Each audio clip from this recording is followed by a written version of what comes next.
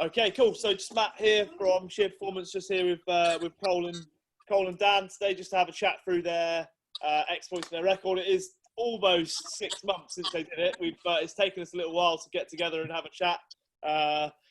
We had a go back in February, but it didn't quite happen. And now we're post lockdown for the guys, so we'll catch up. So yeah, thanks for coming on today, guys. Appreciate that. Right. Cool. So perhaps let's just start with what the actual details of the record was. So, Cole, do you just want to outline the record that you did and where it was previously?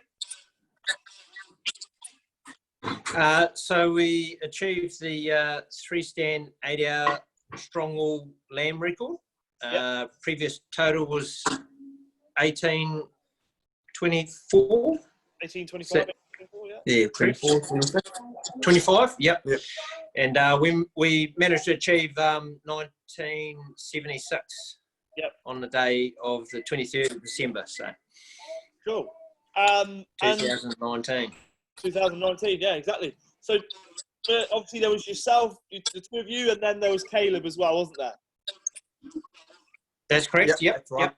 Yeah. So I didn't get the pleasure of working with Caleb, but obviously he's a man of similar stature to you guys. So, I mean, Cole, did you, obviously having done a record before, what were your thoughts on you know, sort of the preparation for this one versus the preparation for the one previously for you? Because you're pretty good shape anyway, right? So.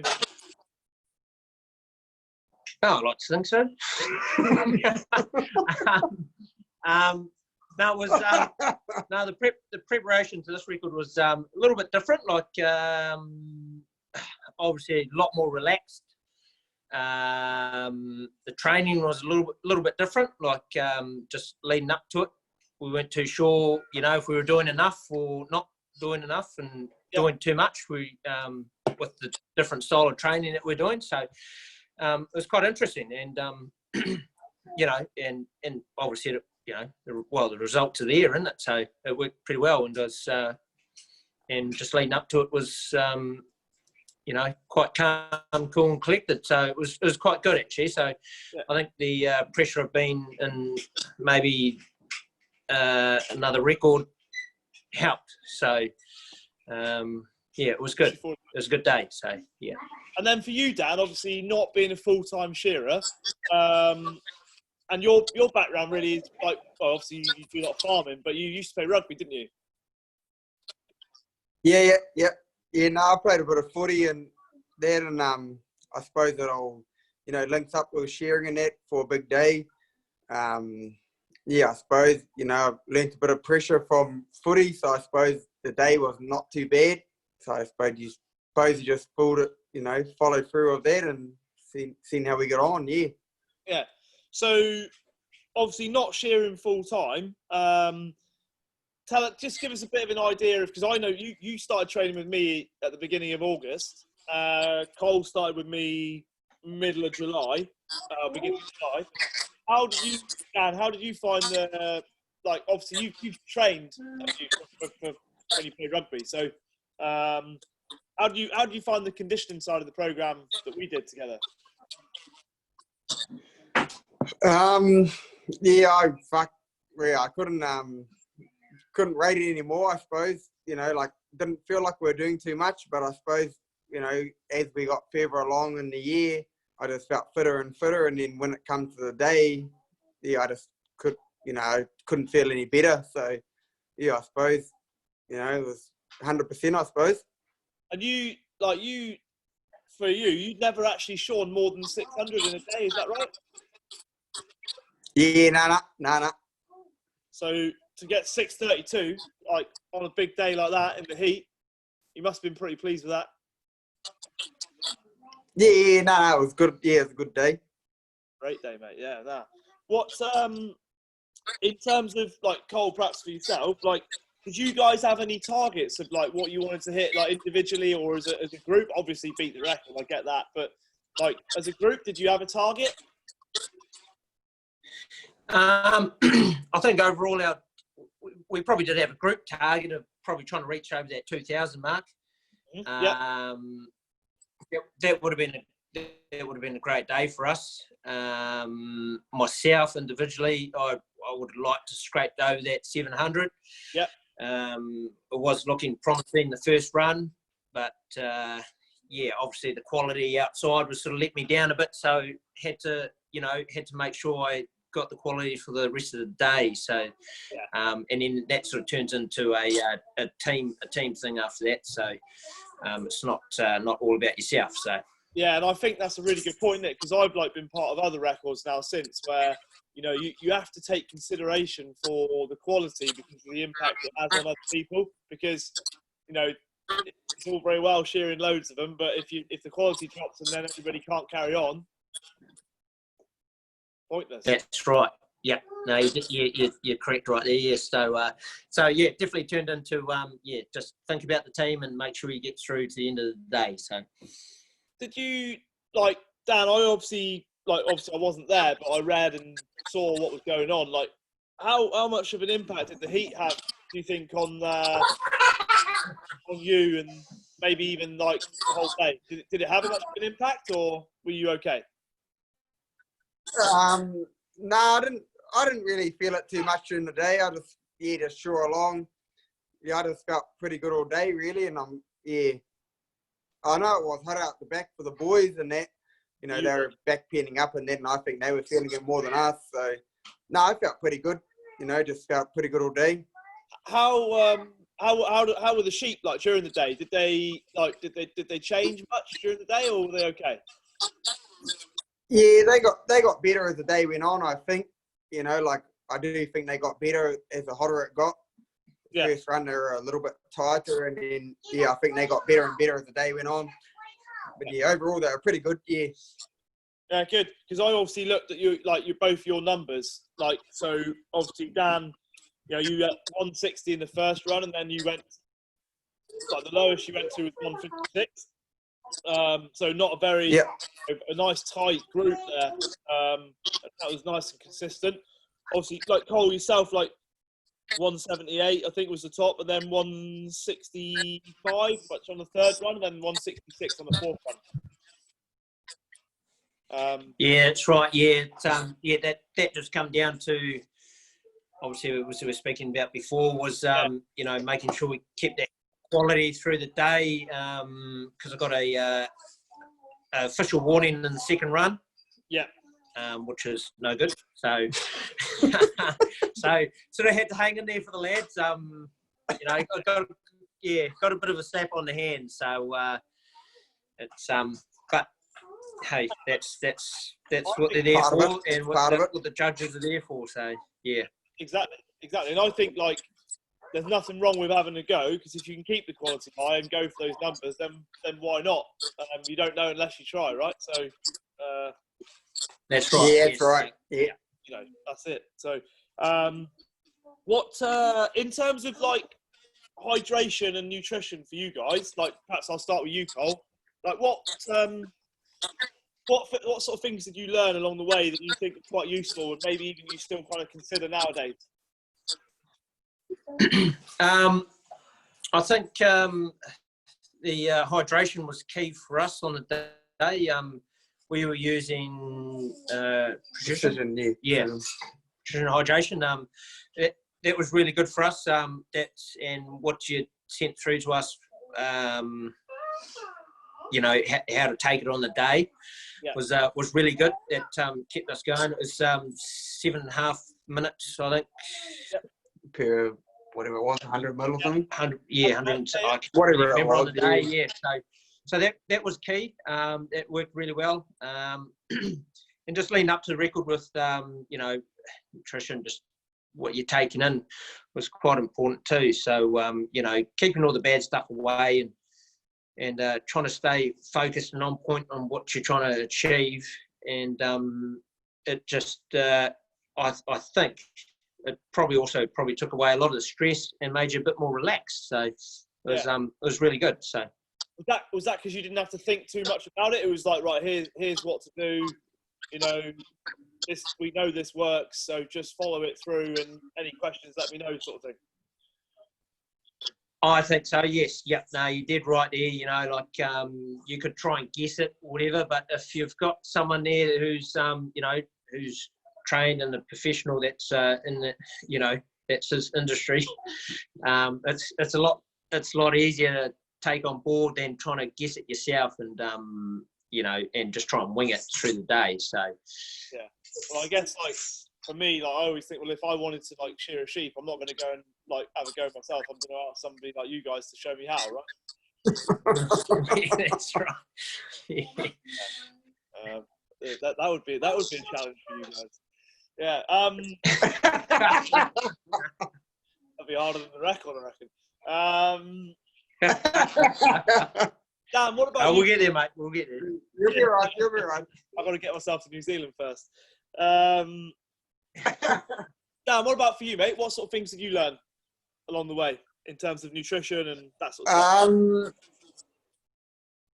Yeah, I learned a shitload, I suppose. Like, probably with a lot for a start with how the body responds to certain pressure. Like, you know, like, yeah, it's different from playing a bit of footy to doing a shearing record, I suppose.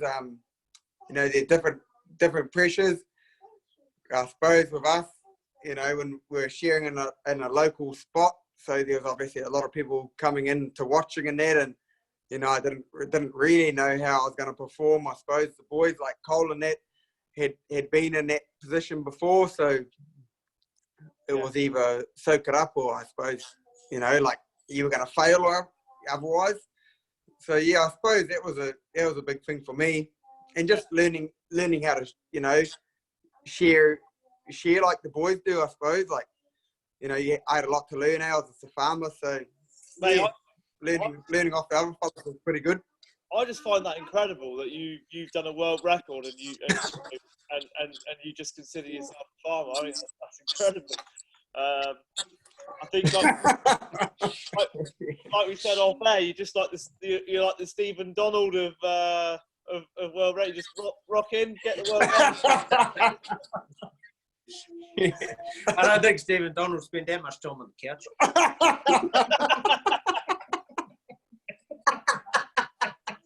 He did a bit of time white batting, no? Yeah, cool. So, anything else you guys, obviously, like, it was quite a busy time around December, wasn't it, for records? Because obviously you had Pauline Bole did the record on the 7th of December on the lambs. So she did like 510 on the lambs on 7th of December. And then obviously you guys. And then in January you had the girls, didn't you? Who did the 4th stamp. Yep. So it was a pretty busy time around the sort of December 2019, January 2020 time for records in New Zealand, right? Yep. No, it certainly was. Yeah. Yep. Good buzz around the shearing industry in you know, in that respect. What sort of, like, before the record, guys? Because I get this question a lot from guys who I worked with before and guys who I'm working with now, and girls obviously. You know, about like, what sort of things would you say to somebody who's already decided they're going to do a record, but perhaps maybe they're just trying to consider the best way of going about doing what, like, have you got any like sort of top tips that you would give this is a question to both of you, so Cole, go first, mate, if you want.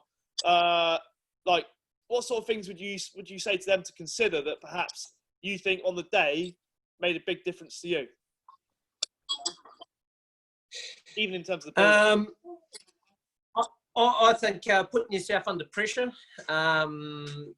We did a few sprints at a shed, trying to shear as many sheep as you can in a quarter, but trying to keep a bit of, you know, trying to keep quality there. It is very difficult when you're trying to shear as fast as you can and keep quality while trying to reach what you have to do on the day. It is that's very hard, but I think you need to put yourself under that pressure. Okay.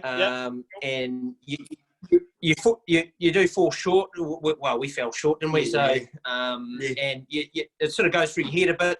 You're sort of wondering, like, shit, are we actually going to get there, or what's going to go on? But you know, once it comes to the day, you know, you're obviously a bit amped up for it all, and you know, once they call go, you're you know, you sort of switch, and I think that's quite important, is to sort of drown yourself a little bit at work for a quarter of just going absolutely crazy and trying to see what you can achieve. So, and of course, you know, doing the right training, I highly recommend signing up to yourself and getting amongst it. And you know, you're proof's in the pudding, isn't it? So it's there. So yeah. What about you, Dan? Yeah, same thing as Cole sort of said. I think grab the bull by the horns and, you know, get into it. You know, I think if you believe you can do it, you will do it. You know, if you're a strong-minded person, you're not going to fail. And, you know, same thing as do the training that, well, you know, your training the way that we did it, and I think you'll be sweet as. And like Cole said, you're going to have times where you think you'll fail, you know, leading up. But I think if you just dig deep, you know, you're never going to fail. So, yeah, I reckon just have a go and give it your best, and I think you'll be sweet as. What, like, if you had any doubts though, mate, like what sort of things would you like? Because like Cole said about going hard for like a quarter at work and doing that sort of stuff. Like, I think occasionally doing that is a really, I really agree with that, and I think that crosses across into other sports as well, where like you don't need to be doing that all the time, but you do need to be doing it. Nah.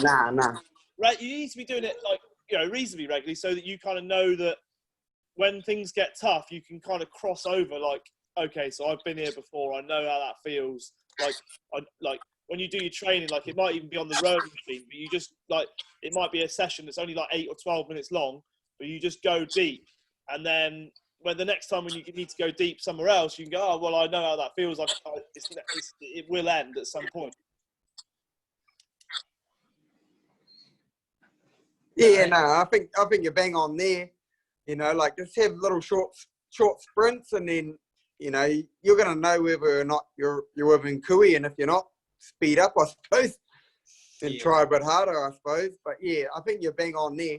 Yeah, I think you know, putting pressure on yourself, I think is key. I think we're at a shed together, and I think one would have a go for the first quarter after a new start of the run. And then you sort of know in the back of your head that, you know, oh, well, friends there, they're going to be watching. They're going to be, you know, judging and all that sort of carry on, you know, like, what am I doing? And it's good just to sink yourself, I think. Like, I think that's key, is to sink yourself into a bit of a hole and, you know, get a few nerves in you. And it builds for the day. So that's bang on, eh? Yeah. I think that's really good. That's useful stuff, because like there are a lot of people who I think, you know, to even step up and say you're going to do a record is immense. But, you know, or put yourself out there, you know, saying that you're going to try and achieve a certain target, a number, or whatever. So that takes balls anyway. But then you got to it's all very well like just going harder, but you've got to figure out a way of going hard and not completely obliterating the whole process. So yeah, as sort of in small doses. Dan, what would you say? Dan, you went to Australia, didn't you? Yeah. And did you guys go to Australia together? Is that right? Yeah. Nah, all three of us went to Australia, Shearing, and you know, it was pretty good, a bit hot, but that's about it. So, because you guys came back like end of October, didn't you? So you had like November and the best part of December back at home, right? That's right. Yeah. So how long did you go to Oz for? I went over there first, so I was probably over there 3 to 4 weeks before these lads joined me. And it would have been 4 weeks. Yeah, 4 or 5 weeks. Yeah, 4 weeks we would have been sharing together there, and then headed back. Yeah, end of October to start of November. So, what was useful about that for you then, Cole? Like why did you do that? Well, it's a bit quiet. not a lot of shearing happening in NZ around that time of the year. So it's a good opportunity just to keep yourself, you know, in well, what do you call it, like shearing fitness. So, you know, keep yourself shearing fit, really. So even though we're shearing merinos, but you're still doing 8-hour days and continuing from there. So yeah, it was, I think it was quite good. that's one of the things that we like I discussed with like Matt Smith when we were Mike and I were coaching him, is that he didn't have that kind of that's such a big volume for his record, so we had to do like quite a few like tough sessions to kind of try and replicate a day shearing, which is obviously impossible. You can't replicate a day shearing in 1 hour, but you can go deep like we talked about earlier. So I think, like you say, the ability to do that is really good. So yeah, so nothing else really that I kind of. Is there anything else that you think like anybody watching this would find interesting, that like perhaps I haven't thought of, or informative, or?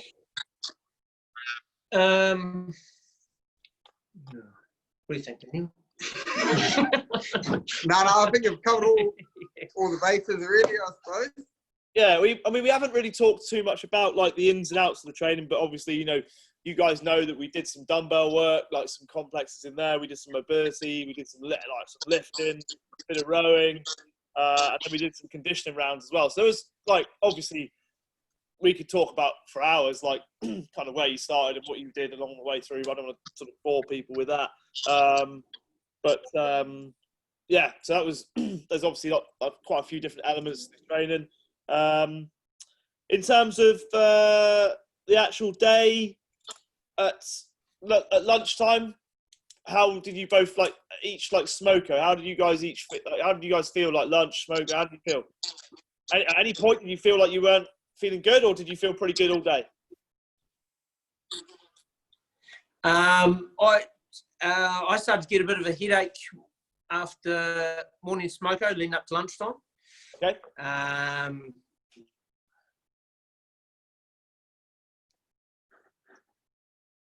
Hey, that was always going to happen. So, but yeah, no complaints really. Like that's probably been the easiest one so far. Been involved with the 5-stand in 2013, and then the 2-stand in 2017, and it it was a lot easier than any of the other ones that I've done. So. How about yourself? Good, really good. Yeah, no, I felt sweet as all day, really, I suppose.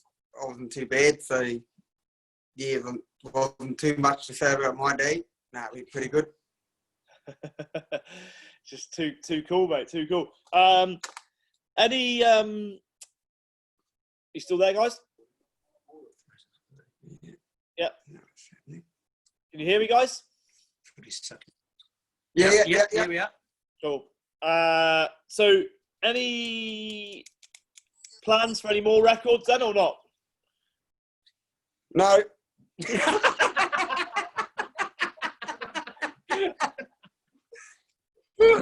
No, you never know what might happen in the future, I suppose. There are, you know, there's always space for more records happening around this area anyway, so, you know, like, I suppose, you know, we could all be open for another one, I suppose. Yeah. Keep yourself open to options anyway, but yeah, at this stage now we're just pretty keen on having a few beers and having a few laughs, and yeah, see what the future brings. So awesome. Well, yeah, cheers for jumping on this morning, guys. Appreciate that, or this evening for you guys, anyway. And Yeah. awesome. Thank you very much. awesome, mate. No, thank you. No, cheers, mate. Thank you. Cheers for all your hard work, mate, and Yeah. getting us over the goal line. So Well, awesome. Small part. Got it, guys.